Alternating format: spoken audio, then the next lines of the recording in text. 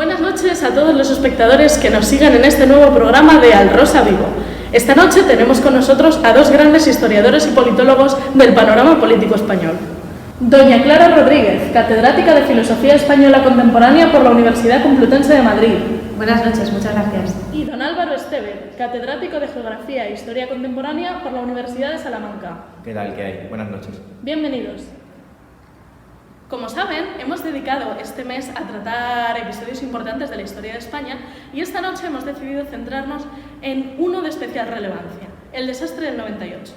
Para muchos, el 1898 fue el momento de pérdida de la hegemonía española, de la era dorada española, y sin lugar a dudas tuvo una gran importancia en la conformación del sistema político contemporáneo español. Para ello hemos invitado a estos dos expertos, que son grandes conocedores del tema, a los que les preguntaremos su visión del tema, qué importancia real tuvo en la política y en qué medida. Pero antes les invito a ver este vídeo muy interesante acerca de la opinión de los jóvenes del desastre del 98, que como verán serán muy variadas. Creo que tiene efectos con el sentimiento nacionalista actual español. Las colonias españolas en Latinoamérica pues, decidieron independizarse y pues eso tuvo consecuencias en España pues, a nivel económico y político. La derrota de España contra Estados Unidos en una guerra por el colonialismo de América del Norte, y entonces fue un desastre porque se perdió Cuba y se perdió Filipinas. Conflicto geopolítico interesante entre Norteamérica y España y un reequilibrio del orden. Bueno, claramente hay un poco de todo a día de hoy, ¿no? Lo primero es establecer la guía temporal. Tenemos la guerra entre Estados Unidos y España entre el 1895 y el 98 y al término de este tenemos lo que es el desastre, ¿no? Gana Estados Unidos, se pierden las colonias, Cuba, Filipinas, Puerto Rico y Guam. Y en cuanto a la determinación de los efectos, creo que es bastante más complicado hacerlo porque podríamos decir que se extienden hasta Primo de Rivera, tirando mucho del hilo y aventurando un poco hasta la guerra civil, pero en cualquier caso no más allá de ese punto, ¿no? Y dicho esto, es importante ver lo que había pasado en el siglo XIX, ¿no? Teníamos los ecos del Imperio Español de los siglos XV y XVI, que cae con los austrias en el siglo XVII y por tanto España se ve con la tarea o en el deber de construir un relato nacional, ¿no? un sentimiento nacional. Esto se hace a lo largo del siglo XIX con una identidad antigua, consagrada, que cantaba un poco a la Reconquista y a los reyes católicos, ¿no? Y veas el ejemplo de la guerra de independencia, tildada como nacional y popular. Y esto nos daría pie a hablar de cómo se ha construido siempre un poco la historia desde los liberales exiliados a Francia e Inglaterra, con respecto a España, claro, pero creo que es meternos en otro tema, ¿no?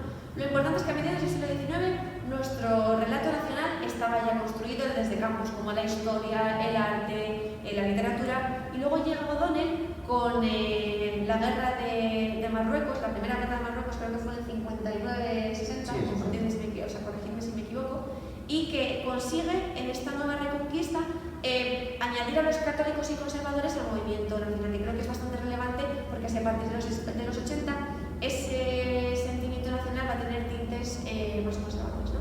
Llega así España a 1898, a la crisis, a la pérdida en Cavite. Mientras tanto se está diciendo que se está cantando la raza y el destino providencial español, ¿no? Lo cual es bastante significativo porque el español también pensaba que íbamos a ganar la guerra, ¿no? Por este relato que se había construido en el siglo XIX y que da cuenta del problema de cómo construir una identidad nacional tras el declive del imperio tan grande como fue España, ¿no? Y por eso fue tan honda la impresión con la pérdida del conflicto. Porque claro, fue como el despertar de un sueño en el que uno se daba cuenta de que el imperio español, donde siempre brillaba y nunca se ponía el sol, pues se había tocado a su fin, ¿no? Y por eso creo que es tan relevante en este sentido.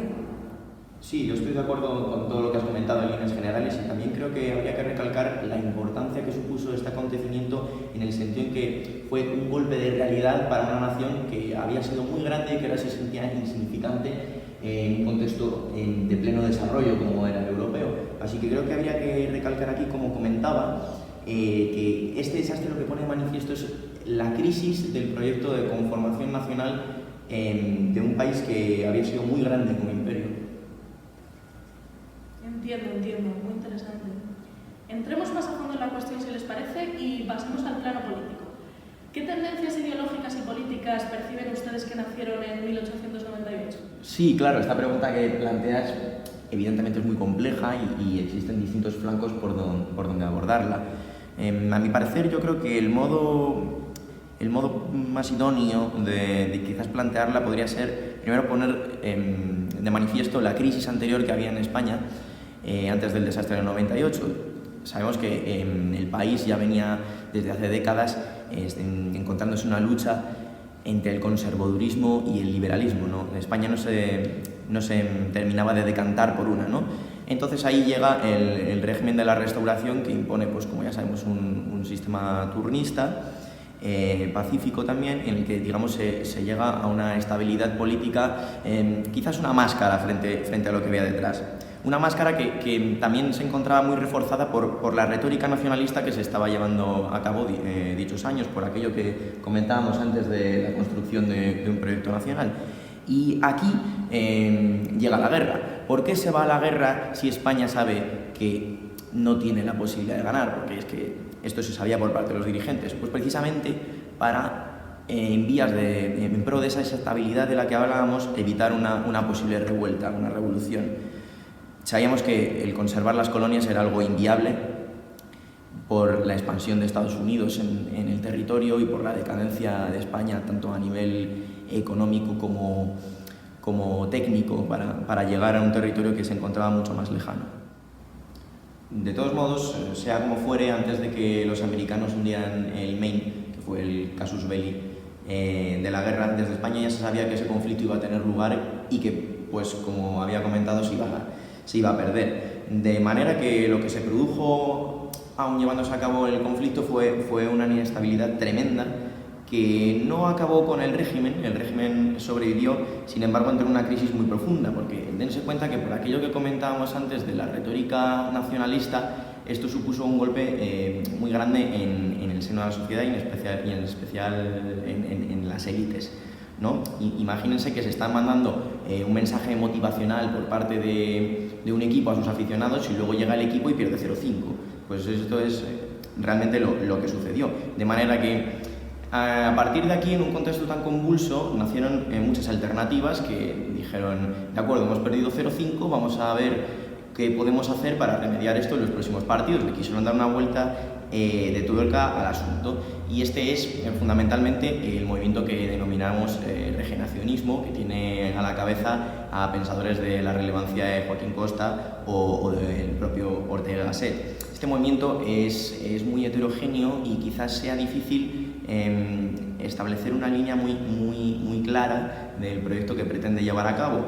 Sin embargo, pues bueno, tiene vertientes en el ámbito literario y en lo político, y centrándonos en lo que me comentaba, que era fundamentalmente el ámbito político, señalar que pretenden regenerar España, modernizarla, abriéndola hacia Europa y hacia la expansión económica y social que se estaba llevando a cabo en esta. Exactamente, y creo que es muy importante señalar que tanto el regeneracionismo como la generación del 98 fueron movimientos de élites, ¿no? Intelectuales, políticas, que mostraron esta afección por no ver en el español de a pie el mismo fervor por la reacción ante la crisis del 98, ¿no? Fue por tanto una crisis de élites, que eran las que habían construido el relato nacional y que en última instancia reaccionaron por esa España que consideraban perdida, ¿no? Sí, yo estoy totalmente de acuerdo, es un matiz muy relevante.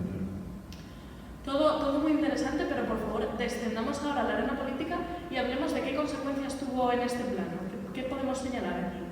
Pues esto es bastante importante a mi juicio, de hecho gracias por introducirlo. Si bien en el plano económico, como decíamos antes, las consecuencias no fueron tales porque se permitió un saneamiento de las cuentas nacionales, en el plano político podríamos destacar muchas cosas, además de las que ya comentó mi compañero Álvaro, ¿no? Primero, extenuación del régimen de la Restauración, como se puede ver en el manifiesto del militar conservador y regeneracionista Camino por la Vieja, ¿no? Luego, pérdida de credibilidad de los dirigentes, como ya se veía desde el canovismo, ¿no? Además, con esta crisis de identidad o de nación, auge de los nacionalismos periféricos, como en Cataluña y en el País Vasco, ¿no?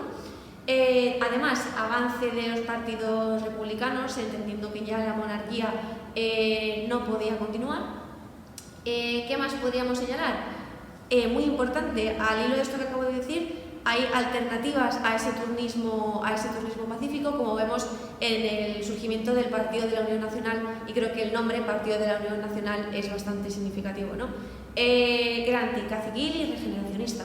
Y en último lugar podríamos destacar también el desarrollo de movimientos anticlericales, ¿no? Que se verá pues, años más tarde en la Segunda República, y el aumento del desprestigio del ejército. Muy importante porque a raíz de esto empezará su intervención o una mayor intervención de este en la vida política del país. De hecho, a raíz del desastre que supuso Marruecos, el profesor Estevez ha tenido la amabilidad de compartir con nosotros un vídeo que ilustra perfectamente la cuestión. Adelante con él. Una España débil se tambalea en los inicios de un nuevo siglo. El instrumento político que años atrás había logrado preservar una estabilidad por décadas perseguida, el sistema canovista, se veía progresivamente menos eficaz mientras observaba con impotencia cómo nuevas tendencias políticas e ideológicas surgían a su alrededor. La famosa crisis del 98 se había constituido como un golpe crítico para un régimen que se aferraba al primer tablón que encontraba en un mar de incertidumbre. Sin embargo, el desastre del 98 no supuso, ni mucho menos, el final de las tendencias y movimientos que se habían fraguado en tal siglo. Las políticas que se llevaron a cabo pocos años después, en pleno reinado de Alfonso XIII, herederas de la crisis contra Estados Unidos, no hicieron más que agravar el problema presente tratando, por medio de infructuosas acciones militares, restablecer el orgullo nacional gracias al empleo de la fuerza como garante de la soberanía en territorio norteafricano. Las consecuencias de estas precipitadas e imprudentes intervenciones resultaron distintas crisis que, sumadas al malestar general ya existente, derivarían en el comienzo de la dictadura de Miguel Primo de Rivera. Lejos de poder preservar un imperio forjado siglos atrás, ahora España se mostraba incapaz de imponer su soberanía ante desorganizadas poblaciones rifeñas. Se encontraba así España en los albores de nuevos e inciertos horizontes políticos. Bien, por eso había querido traer este vídeo a colación, porque si bien es cierto que las consecuencias que hemos mencionado anteriormente tienen lugar cronológicamente después del desastre del 98, este no es el factor, podríamos decir, definitorio de las mismas, sino que lo que hace es agravar una situación ya latente que llevaba presente siglos atrás, décadas atrás podríamos decir, y que tendría su momento de eclosión con este acontecimiento. Entonces, a este respecto podríamos preguntarnos ¿qué hubiera sucedido de no producirse el desastre del 98? Pues bien, muchos expertos sostienen que otro acontecimiento de magnitudes similares podría haber sido definitorio en este caso.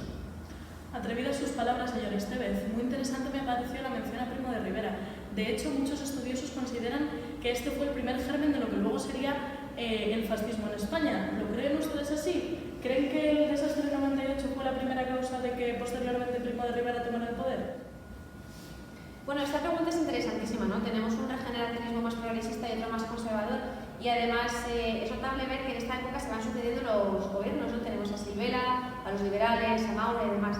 Y claro, por el fracaso, por así decirlo, de la empresa regeneracionista en el plano político, tenemos el nacimiento de movimientos ajenos a este turismo pacífico, ¿no? Los movimientos obreros, el republicanismo y demás. Pero creo que es interesante ver la injerencia del ejército en la vida política, este aumento, ¿no? Como el Cúcut de 1905, la crisis de 1977, Marruecos y demás. Sí, esto que comentas es muy relevante, sobre todo si tenemos en cuenta cuáles son los elementos quizás definitorios de este regeneracionismo más conservador, como puede ser la creación de una sociedad de carácter más orgánico, la aparición de las masas en la vida política, teniendo a la cabeza líderes pues, con muchísimo carisma, de manera que lo que tendríamos sería quizás una nueva derecha constituida tanto por un neoconservadurismo como por un catolicismo social y una derecha más radical en la que podemos meter personajes como Ramiro de Maeztu, Ramiro Ledesma, Ortega. Creo que esto es equivocado, porque tildarnos de prefascistas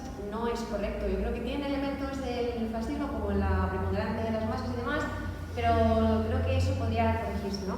Lo importante es que, con lo que estábamos hablando, el desastre del 98 no es una causa directa, sino un agravamiento de las tendencias, una profundización en esta reacción conservadora, militarista y demás. Sí, obvio, evidentemente, a ver, es un juicio muy precipitado, pero simplemente deberíamos poner lo que decías, de manifiesto la complejidad del asunto y tener siempre en cuenta la dificultad de este proyecto de creación de una identidad nacional.